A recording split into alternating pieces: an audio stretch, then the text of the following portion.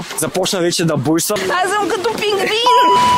Какво става, хора? Намираме се в центъра на София и днес ще раздаваме супер яките екипи на Карма. Колкото комплекта облечеш, толкова си остават за теб. Остани до края на видеото и последвай Карма в TikTok. Здравейте, готини маски, как е настроението днес? Супер, прекрасно. Може ли да стане по-добре? Да, Винаги може.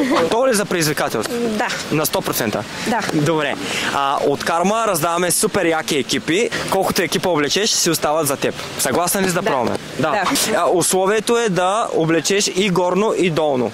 Щом връзва косата, значи става много епично. Така. Почваме. Чувала ли си някога за Карма? Да, даже мислех да си поръчвам Кой ти е любимият цвят? синьо. Синьо? След още няколко ще стигнеш до синьото. Как се чувстваш в момента? Не ти ли е много така... Много ми е като седно съм в гипс, не знам. Добре, до момента имаме два екипа на Карма.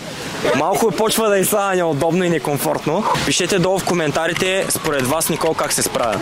Нека да видим дали ще стигне до нейния любим цвят синьо. И отново помощ от приятел. Мисля, че вече Никол има и гърбица. Може да видите, обърни се към камерата, да, забележете. После как ще го събличам, това не знам. Ясно. Не, така се оставаш, докато се преведеш във вас. Не мога повече, вие разбирате ли? Оп, започна вече да буйства, почна да удря микрофона. Аз съм като пингвин! Достатъчно. Достатъчно. Добре се чувствам, страхотно се чувствам. При условие, че спечелих 5 екипа на Карма. Много хубаво.